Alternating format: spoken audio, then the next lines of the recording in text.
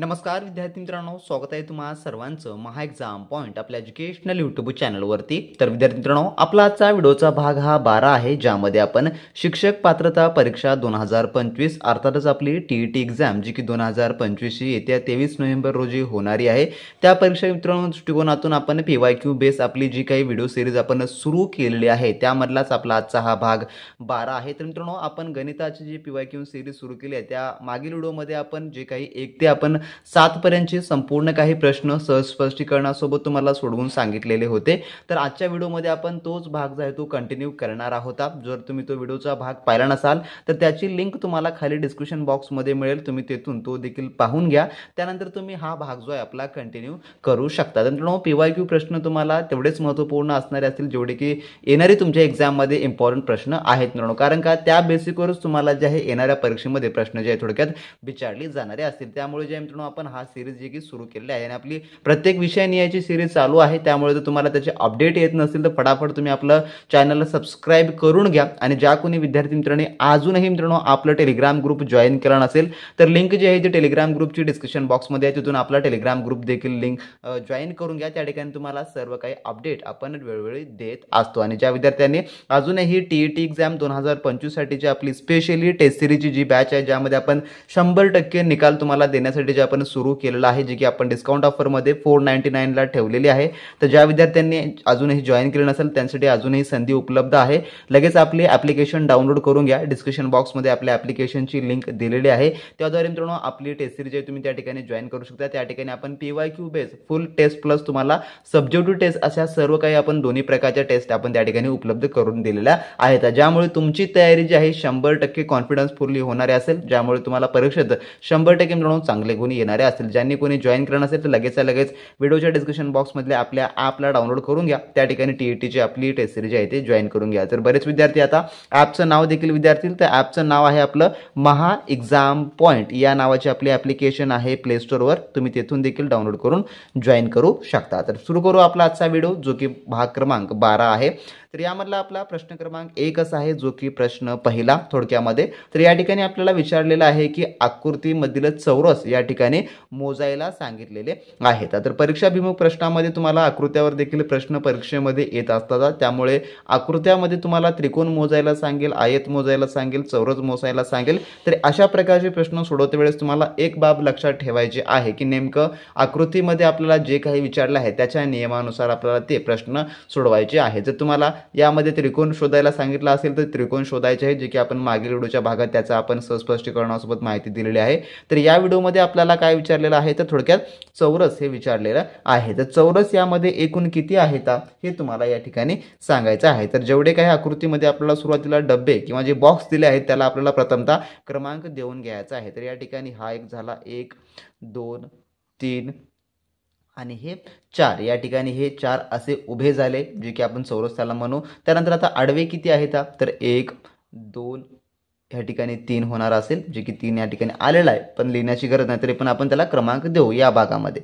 त्यानंतर 4 आणि 5, तर या ठिकाणी कसं आहे तर एकूण जे काही उभ्या स्वरूपामध्ये आहेत 1 2 3 4 आहेत। त्यानंतर आडवे 1 2 3 4 आणि 5, जे की 5 या ठिकाणी आहेत, 5 आणि 4। तर आता आपल्याला काय करावं लागणार आहे तर सिंपली आपल्याला या सर्वांची बेरीज करून घ्यायची आहे, म्हणजेच काय तर 5 + 4 बरोबर 9। तर 9 या ठिकाणी चौरस आहेत का तर ऑप्शनमध्ये आपल्याला 9 देखील दिसत आहे, तर 9 या ठिकाणी चौरस आहेत का तर या ठिकाणी नाही, कारण का या ठिकाणी आपण हा जो आहे या ठिकाणी आपण डबल घेतलेला आहे, त्यामुळे जे आहे या ठिकाणी 1 वाढलेला आहे, म्हणून आपल्याला या ठिकाणी काय करावं लागणार असेल 9 मधून 1 वजा करावी लागणारी असेल। तर या ठिकाणी किती 8, जे की ऑप्शन नंबर 2 या ठिकाणी याचं उत्तर होणार असेल। तर एकूण चौरस किती आहेत या ठिकाणी तर या ठिकाणी 8 चौरस जे की दिलेले आहेत। आता तुम्हाला जे तुमचे कन्फ्युजिंग उत्तर निघतं ते देखील तुम्हाला ऑप्शनमध्ये दिसतं आणि जे फायनल उत्तर असतं ते देखील त्या ठिकाणी ऑप्शनमध्ये तुम्हाला दिसेल। त्यामुळे बरेच विद्यार्थी आता या ठिकाणी 9 आहेत म्हणून घाई गडबडीमध्ये 9 जे आहे त्याचं क्लिक करतील किंवा 9 जे आहे त्याला राऊंड करतील,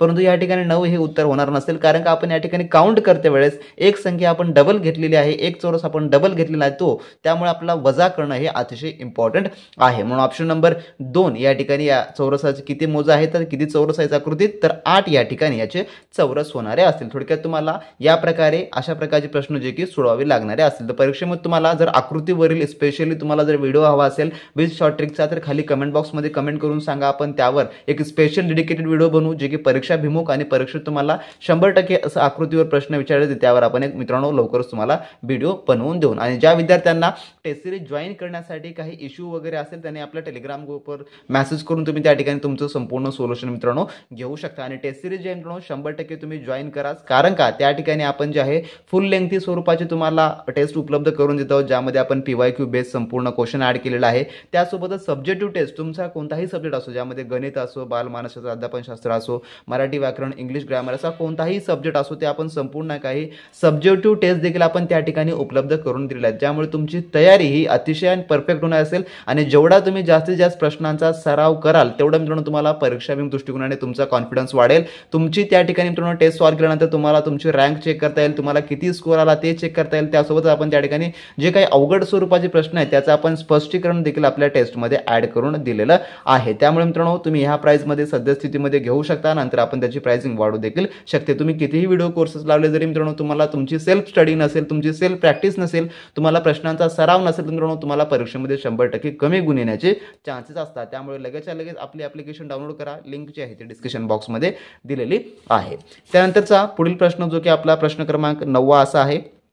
काय म्हणतो 9वा प्रश्न पहा की 4 वर्षापूर्वी सुमित व राजू यांचे एकूण वय 31 वर्ष होते.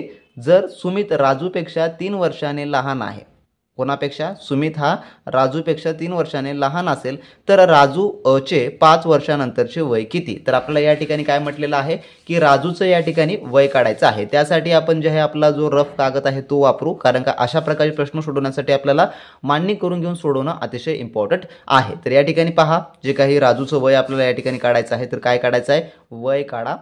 आणि कोणाचं वय काढायचं आहे तर या ठिकाणी राजूचे वय जे की शोधायला सांगितलेलं आहे. तर सर्वात प्रथम आपल्याला यांचं समीकरण जुळवून घेणं इम्पॉर्टंट आहे, जे की सुरुवातीला सध्याचं एकूण वय, तर 4 वर्षापूर्वी सुमित आणि राजू यांचं वय होतं, तर जे की 4 वर्ष या ठिकाणी सुस्पष्टीकरणासोबत आता कसं होईल तर 4 वर्षापूर्वी सुमित आणि राजू यांचे एकूण वय किती होते? जे की 31 वर्ष होते. तर या ठिकाणी 31 वर्ष होते दोघांचेही वय. तर त्यांचे सध्याचे वय काढण्यासाठी आपल्याला जे आहे दोघांच्या वयात जे की प्रत्येकी 4 वर्ष मिळवावी लागतील. किती? तर 4 वर्ष मिळवावी लागणारी असतील, जे की सध्याचं वय काढण्यासाठी. थोडक्यामध्ये मग कसं होईल? जे की सध्याचं एकूण वयांचं किती होईल? मग 4 वर्ष मिळवण्यासाठी आपल्याला सध्याचं एकूण वय कसं होणार असेल तर सध्याचं वय जे आहे 31 अधिक 4, जे की हे कोणाचं वय? जे की सुमितचं, तर प्लस 4 हे जे की राजूचं होणार असेल. तर दोघांचा जो आपण मिसळतो तर किती होणार असेल मग? तर जे की याचं उत्तर आहे जे की 39 वर्ष, जे की सध्याचं दोघांचं वय, बरं काय, सध्याचं हे दोघांचं वय होणार असेल. किती? 39 वर्ष हे होणार असेल. आता आपल्याला जे आहे थोडक्यात राजूचं वय काढायचं आहे, त्यामुळे आपल्याला सध्याला आपला राजूच्या वयानुसारच मांडून घ्यावं लागेल संपूर्ण मांडणी. तर हे 39 वर्ष काय निघाले आहे तर हे सध्याचं एकूण वय निघालेलं आहे, कारण की आपल्याला काय म्हटलं आहे प्रश्नात की 4 वर्षापूर्वी सुमित व राजू यांचे वय एकूण वय 31 वर्ष होते, 4 वर्षापूर्वी म्हणलेलं आहे. त्यामुळे आपण या ठिकाणी दोघांचंही सध्याचं वय आपण 4 वर्ष सुरुवातीला काढून घेतलेलं आहे. आता आपल्याला शोधायचं आहे जे की राजूचे वय. तर राजूचे वय आपल्याला माहिती आहे का? तर राजूचे वय माहिती नाही, आपण म्हणून राजूचं वय काय मानू? आपण x हे मानणार आहोत. तर सुमित कसा आहे मग? तर सुमित कसा आहे? तर सुमित हा जो आहे थोडक्यामध्ये राजूपेक्षा 3 वर्षांनी लहान आहे. 3 वर्षांनी काय आहे? तर 3 वर्षांनी लहान आहे, म्हणून या ठिकाणी काय येणार असेल तर x वजा जे की 3 येणार असेल, कारण का लहान आहे, लहान असल्यामुळे त्या ठिकाणी काय येईल तर वजा येणार असेल. तर आपल्याला या ठिकाणी या दोघांचं बी आता एक समीकरण बनवावं लागणार असेल. आता काय? कारण का त्यांची आपल्याला सध्याच्या वयाची आपल्याला बेरीज देखील मिळालेली आहे, तर या बेरीजला मिळून आपण एक समीकरण तयार होणार असेल. तर कसं समीकरण? तर x अधिक जे की x वजा 3 आणि बरोबर 39 वर्ष. तर x हे काय आहे? जे की आपण राजूचं वय मानलेलं आहे. सुमित कसा आहे मग, सुमित 3 वर्षांनी लहान आहे म्हणून x वजा 3 असेल आणि त्यांच्या वयाची बेरीज किती आहे, तर वयाची बेरीज ही 39 वर्ष आहे. तर आता आपल्याला या समीकरणानुसार याचा सोडवा करून घ्यावा लागणारा असेल. तर x प्लस x किती होणार आहे, 2x आणि मोठ्या संख्येत चिन्ह असल्यामुळे या ठिकाणी काय येईल, तर 3 येणार असेल आणि 39 हे जे आहे जे की बाहेर असणार असेल. आता जेव्हा आपण 39 मध्ये 3 ॲड करतो, 2x बरोबर मायनसमधून जेव्हा रोषेच्या बाहेर जाते एखादी संख्या बरोबर चिन्हाच्या बाहेर जाते तेव्हा काय होते, ती प्लस होते. म्हणून जेव्हा आपण 39 प्लस 3 करू त्यावेळेस किती येईल, तर या ठिकाणी 42 हे येणार असेल. आता 42ला आपल्याला काय 2ने भागावं लागेल. तर 42ला आपण जर 2ने डिवायडेशन्स केलं तर बरोबर किती येईल, तर या ठिकाणी 21. म्हणजेच काय, तर x बरोबर 21. म्हणजे की राजूचं जे वय आहे, तर राजूचं वय किती निघालेलं आहे, जे राजूचं वय या ठिकाणी सध्याचं जे की 21 वर्ष हे निघालेलं आहे. तर हे राजूचं वय आपल्याला निघालेलं आहे. तर आपल्याला प्रश्नामध्ये काय म्हटलेलं आहे की राजूचे 5 वर्षानंतरचं वय किती विचारलेलं आहे. तर या ठिकाणी आपण सध्याचं वय किती काढलेलं आहे राजूचं, तर या ठिकाणी 21 वर्ष, परंतु 5 वर्षानंतरचं या ठिकाणी आपल्याला वय सांगायचं आहे. 5 वर्षानंतरचे वय किती होणार असेल ते सांगायचं आहे. तर सध्याचं वय आपल्याला माहिती आहे किती, सध्याचं वय किती आहे, तर 21 वर्ष आणि 5 वर्षानंतरचे वय, म्हणून या ठिकाणी आपण प्लस ॲड केलेलं आहे.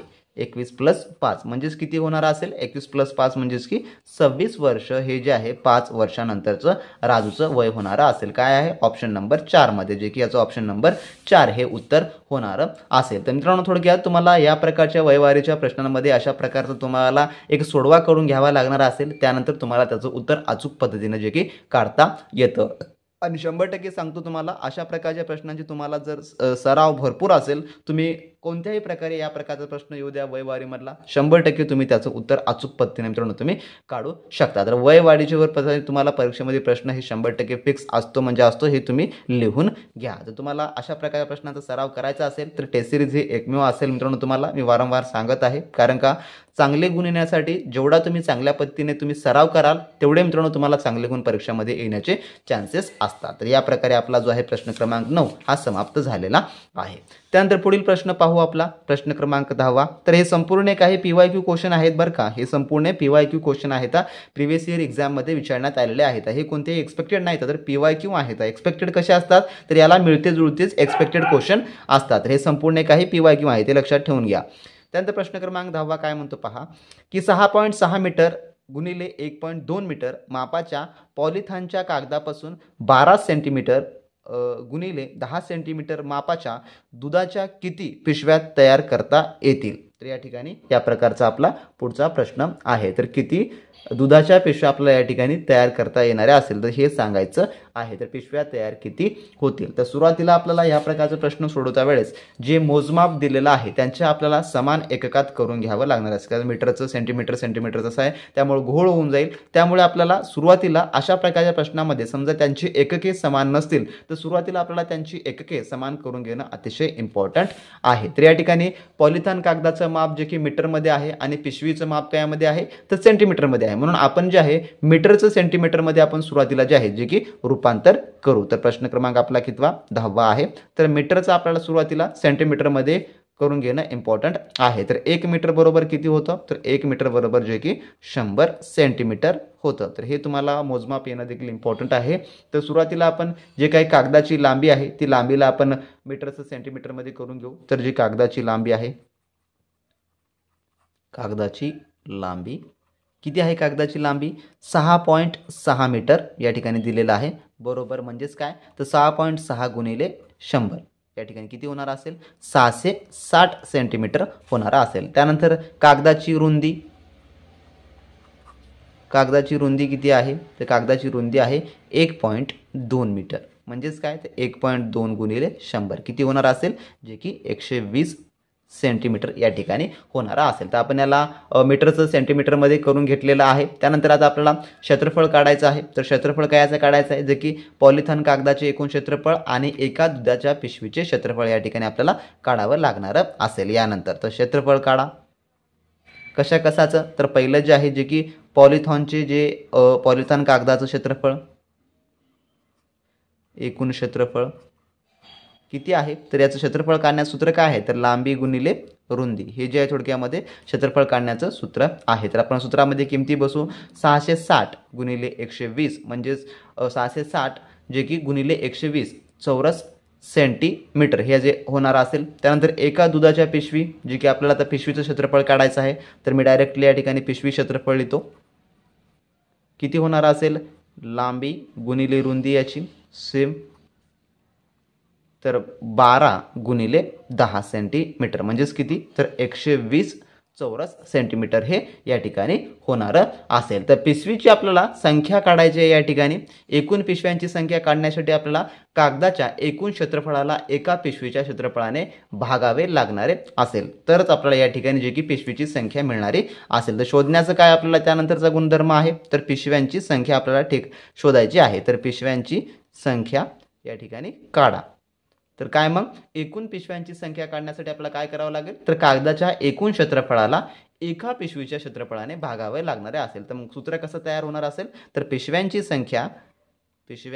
संख्या बरोबर कागदाचे एकूण क्षेत्रफळ ब्रॅकेट ऑफ डिवाइड, याला करू आपण, तर डिवाइड असं करा किंवा असं करा, तर एका पिशवीचे क्षेत्रफळ, तर या प्रकारे हे होणार असेल। आपल्याला दिलेली आता संख्या या ठिकाणी भरून घ्यायची आहे। तर जी संख्या आपल्याला आहे ती या ठिकाणी व्यवस्थितरित्या, तर कागदाचं एकूण क्षेत्रफळ किती आहे, तर कागदाचं एकूण क्षेत्रफळ किती दिलेलं आहे, तर 660 गुणिले 120 आणि याला डिवाइड किती होणार असेल, मग जे की 120 एका पिशवीने या ठिकाणी, एका पिशवी क्षेत्रफळ किती आहे, तर ते आहे 120 सेंटीमीटर आहे। तर आता आपल्याला याचं डिवायडेशन या ठिकाणी करून घ्यायचं आहे। तर याचं जो आपण डिवायडेशन करतो, तर 120 60 म्हणजे 120 आणि म्हणजे की या ठिकाणी 120 ला 120 डिवाइड होऊन जातील आणि 660, तर या ठिकाणी किती पिशव्या होणाऱ्या असतील, तर 660 या ठिकाणी पिशव्या जे की होणारे असतील। तर ऑप्शन नंबर किती मध्ये आहे, तर ऑप्शन नंबर 1 मध्ये जे की आपल्याला याचं उत्तर पाहायला मिळणार असेल। तर अशा प्रकारे मित्रांनो तुम्हाला काही प्रश्नामध्ये तुम्हाला जे की एकके समान नसतात, तर सर्वात प्रथमतः तुम्हाला त्याची एकके समान करून घ्यावे लागतात। एकके समान केल्यानंतर तुम्ही त्याचं उत्तर जे आहे ऑटोमॅटिकली शोधू शकता। त्यामुळे तुम्हाला ही जी एककांची पद्धत आहे ती देखील तुम्हाला माहिती असणं तेवढेच गरजेचं आहे। जर तुम्हाला ते माहिती असेल तर तुम्ही याची उत्तरे जी आहे ती शोधू शकता। तर 660 या ठिकाणी काय, तर पिशव्या होणाऱ्या असतील। तर पिशव्यांची संख्या आपल्याला जी की या ठिकाणी मिळालेली आहे। जर समजत असेल तर फटाफट व्हिडिओला आपल्या लाईक करत चला, आणि तुमच्या मनात काही शंका वगैरे येत असतील तर तुम्ही खाली कमेंट बॉक्समध्ये मित्रांनो तुम्ही कमेंट बॉक्समध्ये सांगत चला, तर आपण त्यावर तुम्हाला नक्कीच मदत करण्याचा प्रयत्न करू। त्यानंतरचा आपण पुढील प्रश्न सोडू, जो की आपला प्रश्न क्रमांक पुढचा असा आहे। काय म्हणतो पहा, प्रश्न क्रमांक 11, खालील पदांच्या श्रेणीत प्रश्नचिन्हाच्या जागी असणारे पद कोणते, तर प्रश्नचिन्हाच्या जागी असणारं पद, तर या ठिकाणी आपल्याला एक सिरीज दिली आहे प्रश्नांची, आणि जो अपकमिंग आहे तो आपल्याला या ठिकाणी शोधायचा आहे। तर काय सिरीज आहे पहा, 2 6 20 त्यानंतर क्वेश्चन मार्क 156। तर मी डायरेक्टली या ठिकाणी सुरुवातीला मांडून घेतो माझ्या रेफ पेजवर, तर 2 6 20 त्यानंतर क्वेश्चन मार्क आहे आणि 156। तर क्वेश्चन मार्कच्या जागी आपल्याला जी प्रश्नचिन्हाची संख्या आहे ती आपल्याला शोधायची आहे। तर अशा प्रकारचे प्रश्न सोडवत्या वेळेस तुम्हाला पहिली जी काही संख्या आहे त्यामधला फरक हा काय होत आहे, गुणाकार, भागाकार, बेरीज, वर्गमूळ संख्या आहे, मूळ संख्या आहे, घनमूळ संख्या आहे, कोणती संख्या आहे हे तुम्हाला पाहता येणं अतिशय इम्पॉर्टंट आहे। जर तुम्हाला पहिल्या संख्या ओळखता आल्या तर मित्रांनो तुम्हाला पुढच्या ऑटोमॅटिकली संख्या ओळखता येतात। तर 2 6 20 तर या ठिकाणी आपल्याला या संख्या शोधायच्या आहेत। तर ह्या संख्या कशा प्रकारे निघालेल्या आहेत ते देखील पाहणं इम्पॉर्टंट आहे। तर आपल्याला या ठिकाणी जे पहिलं पद आहे, आपलं पहिलं पद कोणतं आहे, 2 आहे। तर या ठिकाणी 2 आणि 6 हा जो आहे कसा आला आहे, कोणत्या पद्धतीने आलेला आहे ते आपल्याला पाहता येणं इम्पॉर्टंट आहे। जर समजा आपल्याला 2 ला 2 आणायचा असेल तर या ठिकाणी आपल्याला 2 चा वर्ग घ्यावा लागणार असेल। 2 चा वर्ग किती होईल, 4, यामधून आपण 2 मायनस करू तर या ठिकाणी किती येणार असेल, जे की 2 ला 2 आपल्याला मिळालेलं आहे। तर दुसरं पद देखील या पद्धतीने येतं का, दुसरं पद देखील 6 आपल्याला काढायचं तर ही पद्धत येईल का, तर या ठिकाणी 6 आपण लिहून घेऊ। तर 6 येण्यासाठी आपल्याला काय करावं लागेल, तर या ठिकाणी आपल्याला 3 चा स्क्वेअर करावा लागणार असेल। 3 चा स्क्वेअर किती येईल, 9 येईल। तर 9 मधून आपण 3 वजा करू, 3 वजा केल्यानंतर 6 हे आपल्याला या ठिकाणी मिळालेलं आहे। तर हा सेम पॅटर्न आता समोर फॉलो होणारा असेल, तर सेम पॅटर्न हा समोर या ठिकाणी येणारा असेल। म्हणजे काय, या ठिकाणी आपण 3 वजा केलेला आहे त्यामुळे 6 हे आपल्याला या ठिकाणी मिळणार असेल। त्यानंतर जे की तिसरं पद आपण काढू, तर तिसरं पद या ठिकाणी तिसरं पद किती आहे, तर 20 आहे। तर 20 मध्ये आपल्याला अशी कोणती संख्या आता ॲड करून मायनस केल्यानंतर आपल्याला जी की संख्या मिळणार असेल, जे की 5 5चा स्क्वेअर या ठिकाणी किती येईल, तर 5चा स्क्वेअर हा 20 येणार असेल, 5 25 येणार असेल. 25मधून आपण या ठिकाणी 5 वजा केला तर किती येईल, जे की 20 हे मिळणार असेल. तर हा क्रम तर एकदम सिक्वेन्समध्ये येत आहे, परंतु मी या ठिकाणी दुसरी गोष्ट नोटीस केली आहे का, तर ज्या काही आपण या ठिकाणी वजा करत आहोत ज्या संख्या, जी की संख्या शोधण्यासाठी त्या संपूर्ण संख्या जी आहे थोडक्यात मूळ संख्या मिळत आहे. जसं की 2 झालं, 3 झालं आणि 5 झालं, या तिन्ही संख्या जे काय आहेत तर मूळ संख्या आहेत. म्हणून आपण ज्या संख्या आपण शोधत आहोत त्यांच्या संख्या शोधण्यासाठी ज्या संख्या येत आहेत त्या मूळ संख्येचा एक क्रम तयार होत आहे. त्यामुळे आपला पुढची संख्या देखील जे की मूळ संख्याच असायला पाहिजे. जसं की या ठिकाणचं आपल्याला चौथं पद हे या ठिकाणी आपल्याला शोधायला सांगितलेलं आहे, तर पुढचं चौथं पद. पण चौथं पद आपल्याला शोधण्यासाठी आपल्याला जी की पुढची संख्या जी काय आहे तर पुढची संख्या देखील आपल्याला ती मूळ संख्यामध्येच यायला पाहिजे. तर अशी संख्या आपल्याला ती शोधावी लागणारी असेल. तर 5वं पद आपण डायरेक्टली पाहू, त्यानंतर आपण जे की चौथं पद जे आहे या ठिकाणचं आपल्याला ते ऑटोमॅटिकली मिळणार असेल. किंवा आपण असं देखील ग्राह्य करू शकतो, त्यानंतरची पुढची संख्या कोणती आहे, 5 नंतरची मूळ संख्या, ती संख्या या ठिकाणी शोधून देखील आपण काढू शकतो. जसं की या ठिकाणी चौथं पद आपल्याला माहिती नाही म्हणून आपण ह्या ठिकाणी क्वेश्चन मार्क मारू. तर अशी कोणती संख्या आहे जी की वजा केल्यानंतर आपल्याला ती मिळणारी असेल. जसं की या ठिकाणी सांगायचं झालं तर 11चा आपण या ठिकाणी जर स्क्वेअर घेतला तर 11चा स्क्वेअर किती होणार असेल, जे की 121. 121 मधून जर आपण 121 मधून जर आपण 11 वजा केले तर या ठिकाणी किती येईल, तर जे की 110. 110 देखील आपल्याला या ठिकाणी येणारी असेल. तर 110 या ठिकाणी आपल्याला ऑप्शन्समध्ये आहे, तर हो ऑप्शन्समध्ये आहे, जे की ऑप्शन नंबर 3 मध्ये या ठिकाणी आपल्याला जे की पाहायला मिळते. तर 110 आहे यामध्ये नो डाऊट, परंतु 7 ही देखील येऊ शकते त्या पुढची मूळ संख्या. तर 7 नंतरची जी येणारी आहे मूळ संख्या ती 11वी आहे, परंतु 7 का नाही येत, कारण का आपण जेव्हा 7 मधून एखादी संख्या आपण या ठिकाणी वजा करतो त्यावेळेस आपल्याला ती उत्तरामध्ये देखील पाहायला मिळते ना, मिळायला पाहिजे. त्यामुळे आपल्याला 7 ही संख्या जर वजा केली तर आपल्याला ती मिळत नाही, म्हणून पुढची आपण 11 ही संख्या घेतलेली आहे. तर 110 या ठिकाणी क्वेश्चन मार्कच्या ठिकाणी येणारी जी की पुढची संख्या आहे. तर आपण 156 जर आपण 5वे पद काढाय बघलं तर जे की 5वं पद आपलं किती आहे तर 156. तर 156 मधून किती असा, जे की आपण 13चा स्क्वेअर जर केला, आपण 13चा स्क्वेअर किती होणार असेल तर 169. यामधून आपण किती वजा करू, 13 वजा करू, तर किती येईल आपलं उत्तर, जे की 156 हे पद असणार असेल. तर मग आपण ह्या पदाला कसं शोधलेलं आहे, तर ज्या संख्यामधून आपण जी संख्या वजा करत आहोत म्हणजे की मोठ्या संख्या छोटी, ज्यामध्ये आपल्याला जे की मूळ संख्येचा हा क्रम तयार होत आहे, त्यामुळे पुढच्या आपण मूळ संख्या घेऊन जे की पुढची संख्या शोधलेली आहे. तर 110 ही शोधलेला आहे, म्हणून ऑप्शन नंबर 3 या ठिकाणी याचं उत्तर होणार असेल. त्यानंतर आपण पुढील प्रश्न पाहू, जो की आपला प्रश्न क्रमांक 12वा. तर मित्रांनो अशा प्रकारचे प्रश्न हे इझी असतात, परंतु तुम्हाला जेवढं जास्त पद्धतीने तुम्हाला याचा सराव करता येईल तेवढं तुम्हाला याची मदत होणारी असेल, म्हणून सराव हा अशा प्रकारच्या प्रश्नांसाठी इम्पॉर्टंट आहे. त्यानंतरचा प्रश्न आपला 12वा, जे की मूळ संख्याचा गट दर्शवणारा पर्याय कोणता हा सांगायचा आहे. तर मूळ संख्याचा पर्याय गट दर्शवणारा, तर मूळ संख्या कोणत्या आहेत जे की आपण वरच तुम्हाला सांगितलेलं आहे. तर मूळ संख्या म्हणजे काय, तर अशी संख्या जिला फक्त 1ने आणि त्या संख्येने भाग जातो. प्रत्येकी पर्यायातील संख्या आपण तपासावे लागणारे असतील अशा प्रकारच्या प्रश्नांसाठी. तर ज्या संख्येला फक्त त्या संख्येनेच भाग जातो, तर असा संख्याक्रम कोणता आहे, तर जे की ऑप्शन नंबर 3चा आहे. 113, 173, 163 आणि 193. तर तुम्ही काउंट करून पहा, फक्त या संख्येला त्या संख्येने जे आहे ते भाग जातो, इतर कोणत्याही संख्येने त्याला भाग जे थोडक्यामध्ये जात नाही. तर ऑप्शन नंबर याचं काय होईल, 3 जे की होणार असेल. तर आपण या स्वरूपाचा प्रश्न आपण मागील व्हिडिओच्या पार्टमध्ये देखील पाहिलेला आहे, त्यामुळे मागील व्हिडिओच्या पार्टमध्ये तुम्ही तर पाहिला तर तुम्हाला हे संपूर्ण काही मित्रांनो समजून जाईल. त्यानंतर पाहू आपला पुढील प्रश्न, जो की प्रश्न क्रमांक आपला 13वा प्रश्न काय आहे पहा. 13वा प्रश्न खूप इंटरेस्टिंग आहे प्रश्न हा, तो की परीक्षेमध्ये प्रत्येक वेळेस येणारा. तर प्रश्न कसा आहे पहा या ठिकाणी, की 2022 साली प्रजासत्ताक दिन गुरुवारी साजरा झाला, तर त्याच वर्षातील बाल दिनाचा वार कोणता. तर बाल दिनाचा वार या ठिकाणी आपल्याला आता शोधायचं आहे. तर बाल दिनाचा वार जो की कोणता होणारा असेल, तर या ठिकाणी प्रथमतः आपल्याला सुरुवातीला जे आहे काय पाहायचं आहे पहा, जो की 2012 सालीचा तर प्रजासत्ताक दिन. तर प्रजासत्ताक दिन हा कधी आपण साजरा करतो त्याची तारीख देखील आपल्याला माहिती असणं इम्पॉर्टंट आहे अशा प्रकारच्या प्रश्नांसाठी. तर सुरुवातीला जे आहे ज्या महत्त्वाच्या तारखा आहेत ते लिहून घ्यायचं आहे. तर महत्त्वाच्या तारखा, पहिली तारीख काय दिलेली आपला, जे की प्रजासत्ताक दिन. प्रजासत्ताक दिन आपण कधी साजरा करतो, तर प्रजासत्ताक दिन साजरा करतो 26 जानेवारी. 26 जानेवारीला आपण प्रजासत्ताक दिन साजरा करतो.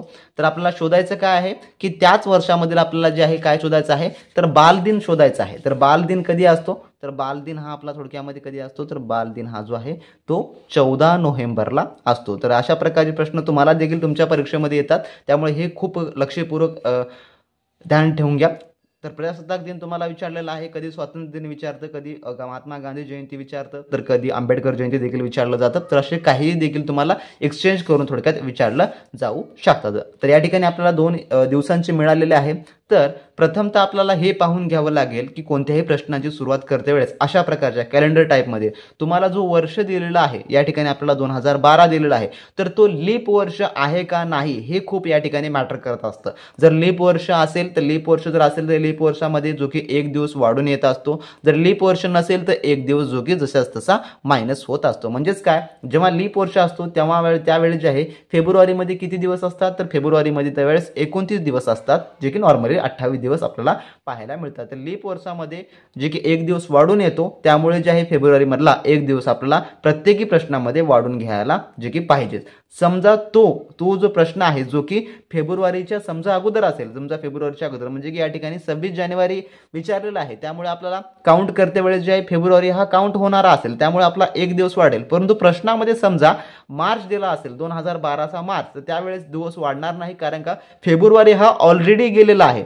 फेब्रुवारी हा ऑलरेडी गेलेला आहे, त्यामुळे जो आहे तो या ठिकाणी जो की तो दिवस काउंट होणारा नाही. परंतु या ठिकाणी आपल्याला प्रश्नामध्ये प्रजासत्ताक दिन विचारलेला आहे, त्यामुळे 26 जानेवारी हा दिवस थोडक्यामध्ये काउंट होणारा असेल. म्हणून या ठिकाणी 1 दिवस हा वाढलेला आहे फेब्रुवारी मधला, त्यामुळे 29 दिवस होणारे आहे. तर लीप वर्ष कसा ओळखायचा असा देखील प्रत्येक विद्यार्थ्याला प्रश्न पडतो. तर लीप वर्ष कशामुळे, तर ज्या वर्षाला 4ने निशेष भाग जातो, 4ने ज्या वर्षाला निशेष भाग जातो तो जो आहे थोडक्यामध्ये लीप वर्ष जो आहे होत असतो. आणि लीप वर्ष हा प्रति 4 वर्षानंतरच येत असतो. तर थोडक्यामध्ये आपला जो आता चालू आहे 2025 हा लीप वर्ष आहे का नाही हे तुम्हाला सांगायचं असेल खाली कमेंट बॉक्स मध्ये कमेंट करून सांगा. तर 2012 साली थोडक्यामध्ये लीप वर्ष आहे, म्हणून 1 दिवस या ठिकाणी वाढलेला आहे.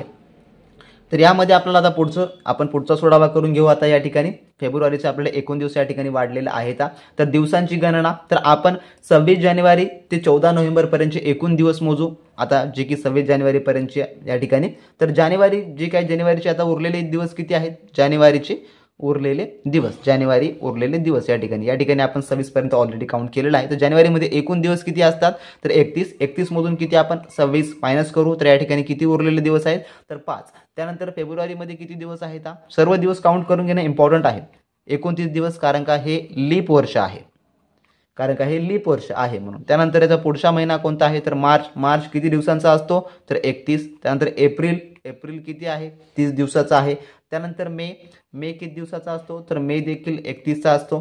त्यानंतर जून किती दिवसांचा असतो, तर जून जो आहे थोडक्यात 30 दिवसांचा असतो. जुलै किती दिवसांचा असतो, 31. त्यानंतर जुलैनंतर ऑगस्ट किती दिवसांचा असतो, 31. त्यानंतर सप्टेंबर कितीचा असतो, तर 30चा असतो. आणि त्यानंतर ऑक्टोबर किती दिवसाचा असतो, तर ऑक्टोबर हा 31 दिवसांचा असतो. त्यानंतर नोव्हेंबर मधले किती दिवस घ्यायचे आहेत, फक्त आपल्याला 14 दिवस, कारण का आपला 14वा दिवस आपल्याला जी 14 नोव्हेंबरची तारीख शोधायची आहे, म्हणून या ठिकाणी आपल्याला फक्त 14 पर्यंत दिवस घ्यायचे आहेत. आता जेवढे काही आपण या ठिकाणी दिवस घेतलेले आहेत त्या सर्व दिवसांची आपल्याला या ठिकाणी बेरीज करून घ्यायची आहे. तर सर्वांचीच बेरीज या ठिकाणी करायची आहे. 5, 29, 31, 30, 31 आणि हे 14. तर जेव्हा आपण या सर्वांची आपण बेरीज करतो त्यावेळेस आपल्याला किती दिवस मिळतात, तर या ठिकाणी 293 दिवस जे आहे या सर्वांची आपल्याला बेरीज मिळणारी असेल. आता 293 दिवस आपल्याला मिळालेले आहेत. तर आपल्याला या ठिकाणी 293 दिवसाला आता काय करायचं आहे, तर 293 दिवसाला आपल्याला जे थोडक्यामध्ये या सर्वांना जे की एका हप्त्यामध्ये किती दिवस असतात, 293 भागिले या ठिकाणी 7, म्हणजेच काय,